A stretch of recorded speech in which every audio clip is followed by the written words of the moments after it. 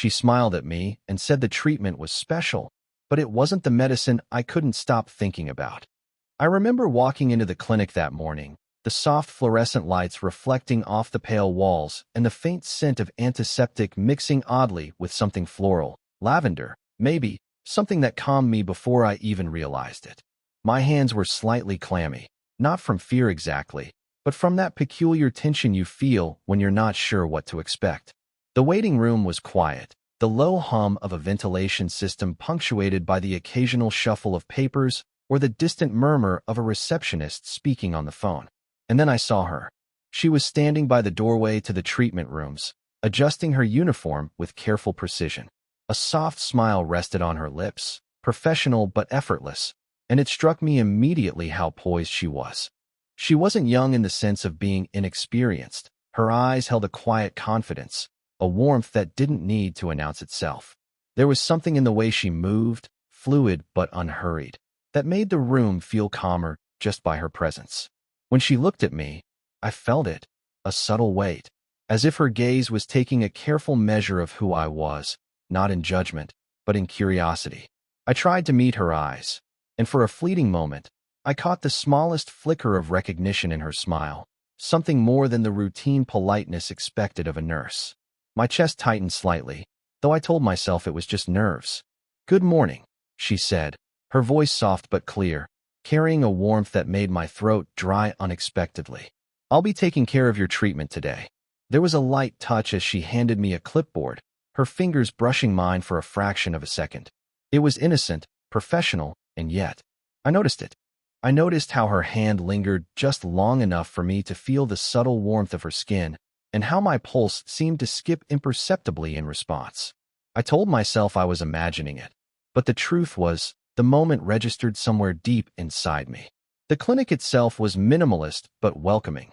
White walls softened by potted plants, sunlight filtering through half-open blinds, dust motes dancing lazily in the light. The faint hum of medical equipment was a constant background, punctuated by the occasional beep of monitors. She moved through it all with effortless grace, adjusting machines, double-checking notes, her posture relaxed but precise. As she explained the steps of my treatment, I noticed the small gestures that revealed her personality. The way her brow furrowed ever so slightly when she concentrated, the tilt of her head when she listened, the careful way she used her hands to guide me without making me feel clumsy. Her presence was oddly grounding, and I realized I had been holding my breath without noticing. By the time the treatment began, I felt a strange mixture of anticipation and calm. There was nothing overtly flirtatious in her tone, but the way she said it, paired with the soft light glinting off her hair, made it impossible not to lean in slightly, even without realizing it. The room smelled faintly of antiseptic, but mixed with something soft, like the faint scent of her lotion, subtle and comforting, that lingered in the air long after she moved past me. As she prepared the equipment, her movements were precise but unhurried. Each step seemed deliberate, yet graceful, like she knew exactly how to ease the tension in the room before it even had a chance to settle. She gestured for me to sit and guided my arm into position, her fingers brushing lightly against my wrist. The contact was fleeting, almost accidental, but it carried a warmth that traveled up my arm, settling deep in my chest. I caught myself staring for a fraction too long at the curve of her hand, at the gentle pressure she applied, aware of how her touch somehow felt both reassuring and intimate. "Just relax," she murmured, leaning slightly closer as she adjusted a strap. Her hair fell softly over one shoulder, brushing the side of her face, and I noticed the faint shimmer of her eyes catching the light. There was a softness there that didn't diminish her professionalism. It enhanced it, made it human. I wanted to ask her what she was thinking, what it was like to carry both such quiet confidence and delicate vulnerability in equal measure, but the words stuck in my throat. As the treatment began, I focused on her presence. She moved around me, checking readings, adjusting settings, occasionally offering a small comment or gentle instruction. Every touch was careful, measured, yet I couldn't ignore the subtle electricity in even the most professional gestures. The way her fingers lingered just a moment longer on my shoulder, the tilt of her head as she watched my expression. I found myself acutely aware of everything. The warmth of the sun through the blinds falling across the room, the faint hum of equipment, the soft rhythm of her movements, even the quiet rise and fall of her breath when she leaned near to make a small adjustment. I was drawn in, not by anything overt, but by the intimacy of care, the deliberate attention she gave, the subtle grace with which she moved, the way she seemed to notice things I didn't realize mattered. And then she smiled at me, the same gentle, knowing smile from before. "You're doing very well," she said, her voice carrying a warmth that lingered in the space between us. In that moment, I realized that this special treatment wasn't just about the procedure. It was about her, about the way she had a quiet power to make someone feel seen, safe, and strangely alive. I left the room afterward feeling a mix of calm and unrest, my mind caught between admiration, curiosity, and the subtle pull of something I knew I shouldn't yet name. There was a tension there, unspoken but potent, that promised this encounter was only the beginning of something neither of us fully understood. The treatment had ended, but I found myself lingering in the quiet of the clinic, unwilling to leave just yet. She was tidying up the equipment, her hands moving with the same effortless grace I had noticed before. I watched, almost hypnotized by the calm efficiency of her motions, the subtle rhythm in which she worked. There was something soothing in the way she existed in that small room, a presence that felt grounded, quietly confident, yet deeply human. "I hope it wasn't too uncomfortable," she said softly, turning toward me with a smile that made my chest tighten again. The words were casual, but there was a warmth beneath them, an attentiveness that made me feel seen. Not just noticed, but seen. It was fine," I said, my voice sounding clumsy even to me. I cleared my throat, trying to regain some semblance of composure. But the truth was, I was acutely aware of her proximity, the way her shoulder brushed past mine as she moved, the faint scent of her lotion and shampoo that lingered in the air. It was subtle, almost imperceptible, yet somehow it wrapped around me like a quiet invitation to notice more than just her professionalism. She leaned against the counter, arms crossed, observing me with a tilt of her head that suggested both curiosity and patience. "You're attentive," she remarked lightly, as if reading my thoughts. There was no judgment in her tone, only the gentle recognition that made me feel slightly exposed yet oddly comfortable. Her eyes held a softness, a quiet encouragement, and I found myself studying her in return. The way her lips curved slightly when she smiled, the faint lines around her eyes that spoke of experience, of life lived fully, yet without hardness. We began to talk, almost without realizing it. The conversation started cautiously, professional, but then found its rhythm. She asked about my work, my interests, and I found myself opening up in ways I didn't expect. There was a subtle back and forth, a dance of words and glances, where silence felt just as meaningful as speech. At one point, our hands brushed while I reached for a pen. The contact was brief, accidental, but it carried a quiet weight, a reminder that the space between us was charged, unspoken. Her laugh was soft, unforced, carrying a warmth that lingered even after it faded. I noticed how she listened, really listened, leaning slightly forward, eyes focused, a subtle tilt of the head, a faint nod. There was a vulnerability beneath her calm exterior, glimpses of a person beyond the nurse, and I felt an odd mixture of admiration and something more, something that hovered on the edge of longing. By the time I left the room, a quiet tension had settled between us, unspoken but palpable. We had exchanged no confessions, no overt gestures, yet everything, the touches, the glances, the pauses, spoke volumes. I walked out feeling both grounded and restless, carrying with me the memory of her presence, the subtle gravity of her attention, and the unspoken connection that promised this encounter was far from ordinary. I realized then, more clearly than ever, that this special treatment wasn't just about the procedure. It was about her, the way she had a quiet power to make someone feel truly seen, to stir emotions without words, to leave an imprint that lingered long after the moment had passed. And I knew, with a strange certainty, that I wanted to see her again. I hadn't expected to see her again so soon. It was late afternoon, the kind of golden hour when the city feels softer, edges blurring with the warmth of sunlight falling through leaves. I had ducked into a small cafe to grab a coffee before heading home, and there she was, seated at a corner table by the window, casually elegant in a soft sweater and scarf, a book open before her. She looked up briefly, caught my gaze, and smiled. The same gentle, knowing smile that had haunted me since our first meeting. I hesitated for a moment, unsure if I should approach. Part of me wanted to walk away, respect boundaries, but another part, the part that had been quietly thinking about her every day since the treatment, urged me forward. I found myself standing in front of her table before I could talk myself out of it. "Fancy seeing you here," I said, trying to sound casual, though my voice betrayed a slight tension.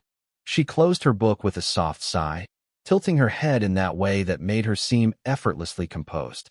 "I could say the same," she replied, her smile warm but reserved, as if acknowledging the coincidence while maintaining the subtle distance that made her all the more magnetic.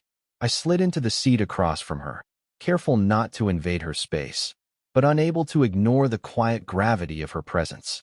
The air carried the comforting aroma of coffee and pastries, mingling with the faint, familiar scent she seemed to bring with her, soft and calming, almost like a memory I could reach for. We began to talk, cautiously at first, about mundane things, the weather, the city, a book she recommended during our last conversation. But soon, the conversation deepened, effortlessly, as if the time in between our encounters had shrunk under the weight of unspoken familiarity. Her laughter was soft, natural, not the polite chuckle of a professional, but a sound that resonated, warm and real. When she leaned slightly forward to emphasize a point, her hair brushed the side of her face, and I caught the faint warmth of her skin close to mine, a sensation that sent an unanticipated flutter through my chest. There were moments of silence, too, moments where our eyes met across the small table, and the air seemed charged without a single word spoken. She tilted her head, listening intently as I shared a small personal anecdote, and I felt a curious mixture of exhilaration and restraint, aware of the age gap, her marriage, and yet unable to deny the subtle pull between us. At one point, our hands brushed while she passed me the sugar packet, and the contact lingered a moment longer than necessary. The touch was fleeting, innocent in intention, yet electric in effect, leaving a warmth that traveled unexpectedly up my arm. I realized then that it wasn't just the physical touch, it was the way she noticed me, the way she made me feel quietly important without trying. When it was time to leave, we parted with a lingering glance, the sort that said more than any words could. I walked away with a strange mixture of anticipation and restraint, my thoughts replaying the small gestures, the subtle intimacies, and the undeniable sense that this encounter, like the treatment before it, was far from ordinary. And for the first time, I understood that my feelings weren't fleeting curiosity. They were the beginning of something I couldn't yet name, but already feared to lose. That night, lying in my small apartment, I couldn't stop replaying the encounter at the cafe. Her smile, the warmth of her hand brushing mine, the soft weight of her attention, it was all lodged in my mind, refusing to leave. I kept telling myself it was nothing, that admiration for someone older, confident, and married was just a passing thought. Yet, the truth pressed against my chest like a constant, gentle pressure. I was drawn to her in a way I had never experienced before. I tried to analyze it rationally. She was married, professional, and entirely unattainable in any meaningful sense beyond the fleeting moments we shared. Every brush of her fingers, every subtle smile, every quiet glance I caught seemed magnified now, charged with attention I couldn't name. My mind wandered to those brief touches in the clinic, the way her hand had lingered on my wrist, how her fingers had adjusted equipment with deliberate care, yet seemed to brush mine with quiet intent. The memory alone made my chest tighten and my heart thrum with a strange mix of longing and guilt. It wasn't just physical. That would have been simpler to process. No, it was the depth of her presence, the way she listened, really listened, when I spoke. The way she noticed small details about me, the light in her eyes when she laughed, the calm steadiness she exuded even in ordinary moments. She made me feel seen, in a way I didn't even realize I'd been craving. It was intoxicating, yet it carried a weight. I knew the boundaries. I respected them. And still, the emotional pull was undeniable. I imagined moments that would never happen, our hands intertwined on a quiet park bench, lingering glances across a dimly lit cafe, her shoulder brushing mine as we walked side by side. Each imagined moment was electric, almost painfully vivid. My mind wandered to the special treatment, to the delicate warmth of her touch, and I realized that I had been carrying those small, professional gestures in my thoughts long after leaving the clinic. Every day, they returned, as if insisting I pay attention to something I had no right to pursue. The conflict within me was both exhilarating and frustrating. I wanted to admit it, to confess the strange gravity of my feelings, but I knew the words would be reckless. Instead, I whispered them quietly into the darkness of my room, a confession to no one but myself. I am drawn to her. I notice everything about her. I want more than this fleeting connection, even if it can never be mine. And yet, even as I acknowledged it, a part of me was thankful. Thankful for the unspoken trust, the shared moments, the subtle intimacies that existed without ever crossing a line. There was a bittersweet comfort in the restraint, a beauty in the quiet tension that made each interaction feel alive. I realized that the depth of my feelings wasn't something to act on recklessly. It was something to honor, to carry carefully, like a fragile flame that warmed me without consuming either of us. By the time sleep came, my chest still ached with the mixture of desire and restraint, and I knew one thing with certainty. I couldn't let her presence fade from my life, even if it could only exist in these quiet, unspoken moments. And in that ache, there was a strange, quiet joy, a sense that this connection, however complicated, was real, profound, and utterly impossible to forget. A week had passed since our cafe encounter, yet I still felt the quiet pull of her presence, as if a thread connected us even when we weren't together. That afternoon, I returned to the clinic for a follow-up, and there she was, moving through the room with the same calm, deliberate grace. The hum of equipment, the faint scent of antiseptic and lavender, and the soft light filtering through the blinds all faded into the background the moment I saw her.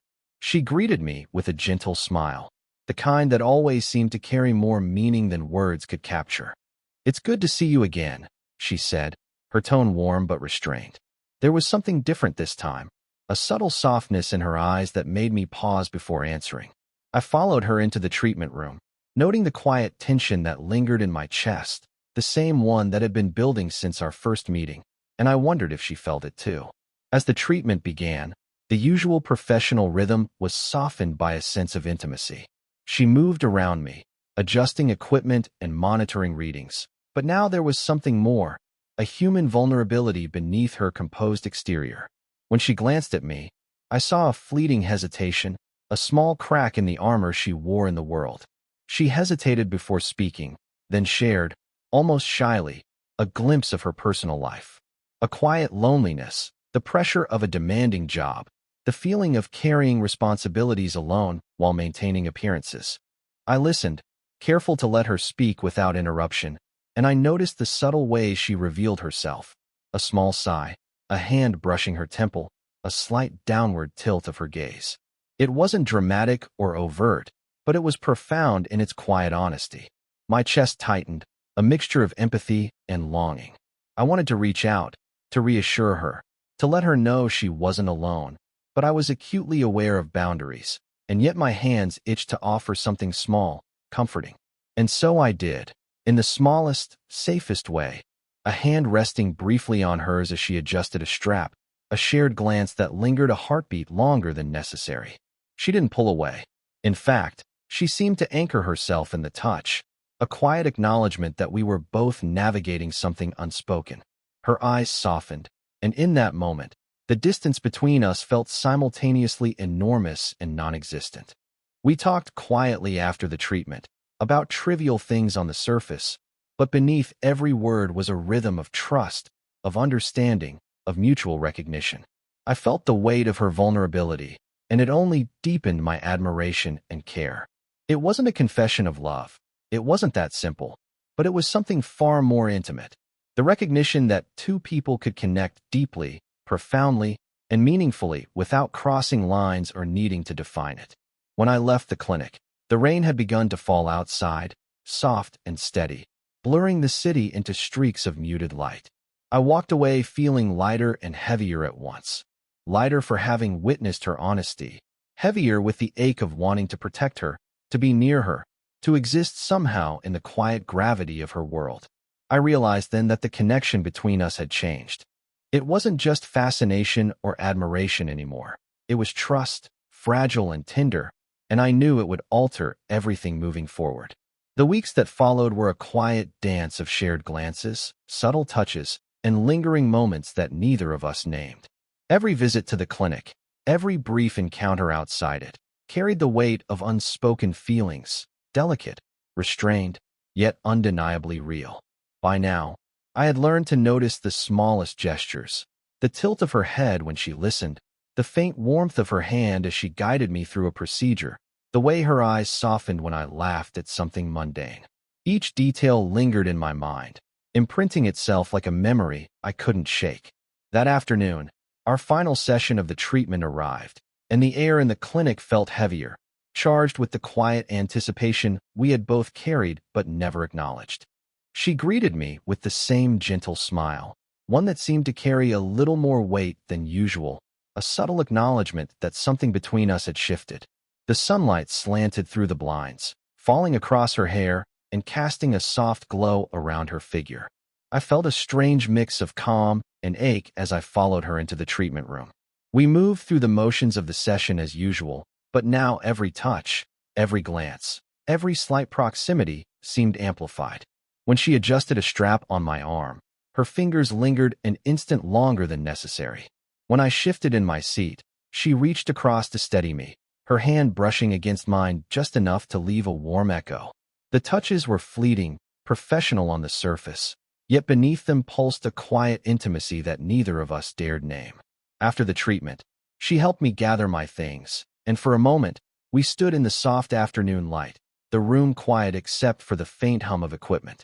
I noticed the subtle tension in her shoulders, the way her fingers lingered near mine as if hesitant to pull away. I wanted to say something, anything, that would capture the weight of everything I felt. And yet, I realized that words weren't necessary. The shared glances, the brief contact, the quiet smiles, they said more than any confession could. "I'll see you soon," she said softly, her voice carrying a warmth that lingered in the space between us. There was no promise of anything beyond the present, yet it was enough. I nodded, feeling the strange ache of longing mixed with deep gratitude. As I walked toward the door, she reached out briefly, resting her hand on my shoulder. The touch was light, almost imperceptible, but it carried the weight of everything unspoken: trust, connection, care, and quiet affection. Outside, the sun had begun to dip lower in the sky, casting long shadows across the city streets. I walked away slowly, savoring the warmth of her presence that seemed to linger even as the distance grew. My chest felt tight, yet full, a paradox of restraint and fulfillment. I knew the boundaries between us remained intact, but the connection we had forged was undeniable, permanent in its subtlety. And in that quiet, unassuming moment, I understood the truth. Sometimes, the most profound intimacy isn't about crossing lines or declaring love. It's about being seen, being trusted, and carrying someone in your heart, even when the world insists you can't. She had left her mark on me, not with a grand gesture, but with the small, careful way she had shared herself. And that, I realized, was more than enough. I turned one last time toward the clinic, catching her gaze through the glass. She smiled, a quiet, knowing smile, and I smiled back, carrying the warmth of our connection with me as I stepped into the fading light, the story complete, yet lingering in my heart.